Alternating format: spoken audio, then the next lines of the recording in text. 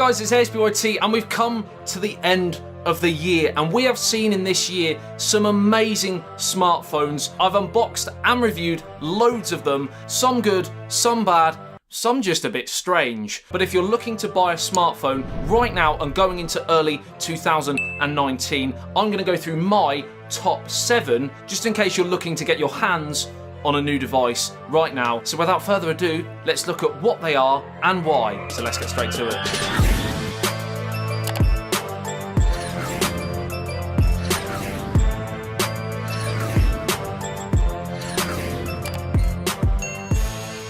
Now, because I have reviewed all of these in great detail, I'm not going to be spending too long on each. I'm going to be trying to do this as quick as possible so that you guys can just get a rough overview. If you want more detail, the videos are on the channel already. Now, I will leave links to all of these products in the video description below, so if you are interested in going through and getting more information or indeed purchasing them after watching this video, you can go and do that. Firstly, because it is the holiday season, I am going to be giving away a Lenovo Z5 Pro smartphone. I will be running the giveaway over on my Instagram account, ASB_YT. All the information will be left over there. So good luck and happy holidays if you are celebrating. So starting with the first smartphone, we have here, in my opinion, the best sub $200 phone. And that is, of course, the Xiaomi Mi A2. Now, the reason why I love this phone is because it's stock Android. It's part of the Android One program. It's got a pretty great camera, again, for the price. This variant's got 4GB of RAM, 64GB of storage, 5.99-inch Full HD display, Snapdragon 660 SoC, so while it's not the 800 series, it certainly is still a very, very good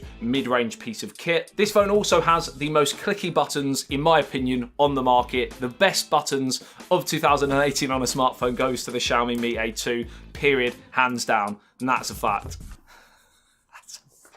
The two sort of main potential downsides for me personally are the 3010 mAh battery capacity and no headphone jack. But if those two things bother you, then possibly go for the Mi A2 Lite, which has a 4000 mAh battery capacity and a headphone jack. Pros and cons to both of them. I just wish Xiaomi had put both of them together. We can't have everything. And when you take all of that into account, for £169 currently, that'll vary, but currently, I think it's a great phone. Okay, number 2. We've gone from one that possibly some of you haven't heard of. Now we've gone on to a real mainstream big hitter. We're of course talking about the Samsung Note 9. Now, I've done a couple of videos on this before, and my main overall impression of the Samsung Note 9 is it is currently probably, barring one thing which we'll get to, the best Android phone on the market for all features. If you want to take everything into account and you want to jam-pack a phone with features, the Samsung Note 9 is the one. In my opinion, best display on the market, great battery, 4000 mAh, the S Pen, very premium, great build quality. You can also get a terabyte of storage with the Note 9, including that micro SD card slot. The two downsides, and one of them's been fixed, is the price. It was, in my opinion, too expensive when you could get similar, not quite as many features, but similar Android phones for quite a lot less money. But that's obviously changed over time. You can now get the Note 9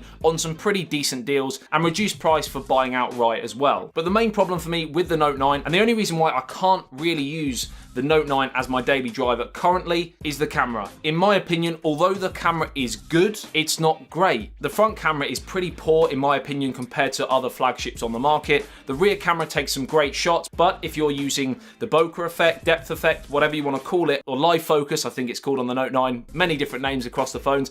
If you're using live focus on the Note 9, it's quite clunky. It takes quite a while to actually take that specific photo. And if things are moving, if you've got a moving target, then I've often found I've got blurred pictures. So a good camera, not a great camera, and therefore I can't use it as my daily driver. I will potentially look to port the Google camera onto here and then I may use it, but I often find those ported APKs of the Google camera app, they can be a little bit glitchy. If one works fluidly, then I'll try it. Now we're on to, in many people's opinions, the best all-round phone when you take into account money and you take into account features, and that's of course the OnePlus 6T.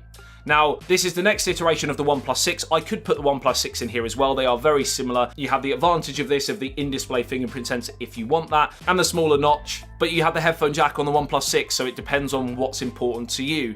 Very good Full HD Plus display, great build quality, very premium, great clicky buttons. Now, I've actually got the McLaren edition here. I was actually lucky enough to go down to the McLaren Technology Center to unbox this beautiful device. You can see that unboxing video again in the video description. Great day out, great phone. $499 the original OnePlus 6 retails for, so it is slap bang in that sort of mid-range price bracket, but it has a Snapdragon 845. This one has 10 gigabytes of RAM, which is a bit overkill, but the other variants have 6 gigabytes and 8 gigabytes. Storage options, 128 and 256 gigabytes, so plenty of storage on a smartphone. Yes, it doesn't have micro SD card expansion. OnePlus will tell you it's to kind of optimize the speed of the device, because certain micro SD cards, especially if they are poor quality ones, can often have detrimental effects to the performance of a smartphone, and that's why they tell you they don't do it. Whether you believe that or not is your decision. Again, a pretty great camera, but not the best camera. Like I said, it's a halfway house between getting the most out of a smartphone and getting the best price. And there's another one similar, which we'll get to. Right, so briefly with the OnePlus 6T, we talked about good value for money. I can't really say that about our next phone. Now, I have to include the iPhone XS Max here in this lineup, simply because although I think it's overpriced, I've said that before, it's built very well. iOS, whether you like it or hate it, is a very fluid operating system. If you're in that Apple ecosystem, it's very difficult to get out of, because all of your devices are synced up and it works very, very well. And that is often the main reason why people stick to iPhones, because they're Mac users, because they have a HomePod, because, you know, all of these things that keep them in that ecosystem, and they're all good products on their own, but when you put everything together, it does make life easier. Notch aside, it's a great display made by Samsung. Storage options, it starts at 64 gigabytes and goes up to 512. There isn't a micro SD card slot though, so again, that might be a factor for you. Now, the reason why I'm talking about the XS Max and not the XS and not the XR is because personally, I'm a big phone kind of guy, so I would prefer the Max over the original. And yes, the XR is probably better value for money. If you've got the money to spend big on a phone, I would personally go with the best. And currently the XS is, although only minor, it is better than the XR. Now, the A12 chip inside the new iPhones, XS, XS Max and XR, is the fastest currently on the market. Obviously, next year when we start seeing the Snapdragon 855, and also the Kirin 980, which has dropped already this year, coming close, but I still think in terms of raw performance, it's probably the best. Also, in terms of glitches and crashes and just working as a smartphone, I say this a lot, because the hardware and software is made by one company, it just gives Apple the edge in that department. It's got a great camera. Some people will say it's the best camera on the market. I don't quite agree with that, but I certainly think it's one of the top sort of three. My one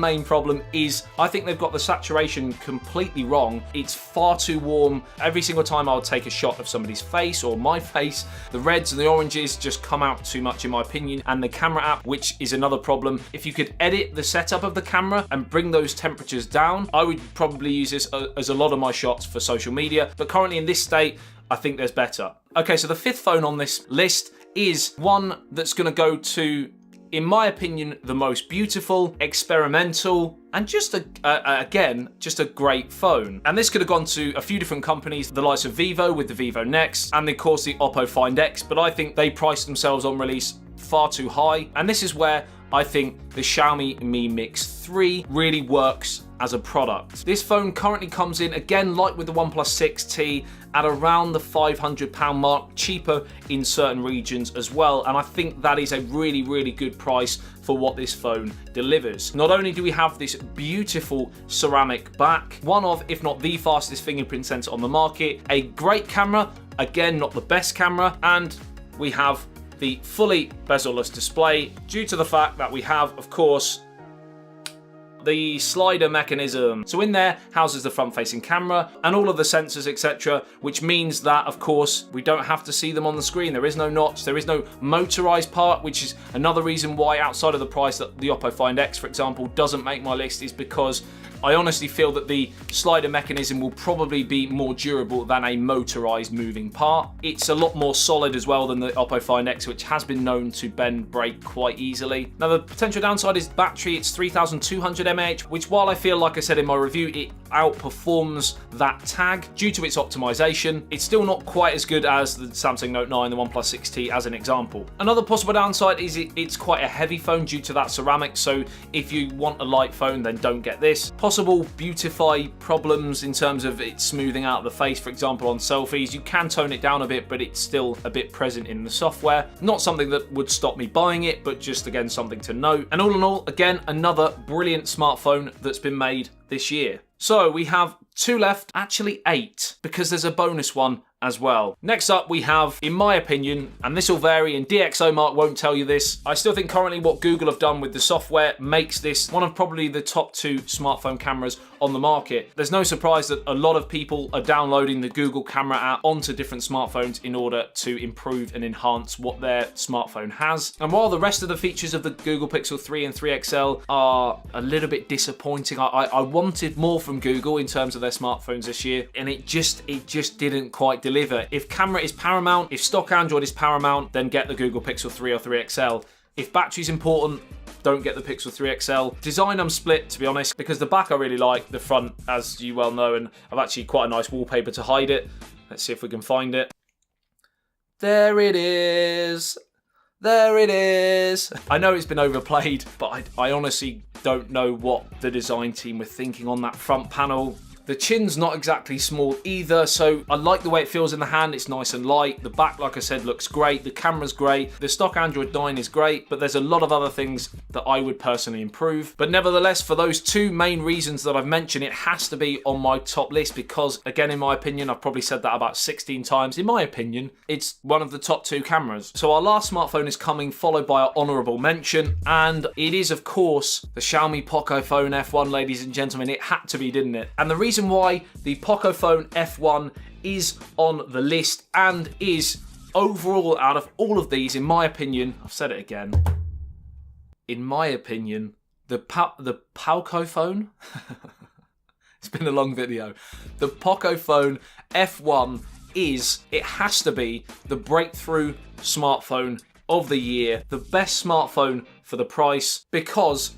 for currently £240, we have a Snapdragon 845, we have a 4000 mAh battery capacity, we have a good camera, pretty fast fingerprint sensor, 6GB of RAM, a headphone jack, not the best display, but a good display, and the skin that they've used is closer to stock Android than MIUI, which is often another turn-off for some people with Xiaomi products. Now, there's confusion about who's made this phone. It does have Xiaomi as the parent company, but Pocophone are kind of the subsection, and they are technically their own brand, similar to what we've seen with Huawei and Honor. And the Honor 10 almost made this list, but just not quite. And yes, a few people have said they've had screen bleeding issues, the speaker quality not being amazing, compatibility problems with Netflix. But if I look at this device, knowing what it's got for £240, could I really nitpick on it that much? I think not. So the way I would describe the Pocophone F1 this year, what OnePlus sharted?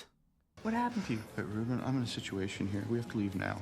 Well, no, can we stay a couple more minutes? But dude, no, this is serious. I just sharded. Well, OnePlus started with the flagship killer, great phone at a knockdown price. Pocophone have managed to do that on heap. This year, they have changed the landscape of smartphones. If you can get a Snapdragon 845 SoC in a smartphone, regardless of anything else, and it's got other things, for £240, that's madness. Insane. Brilliant. Top phone.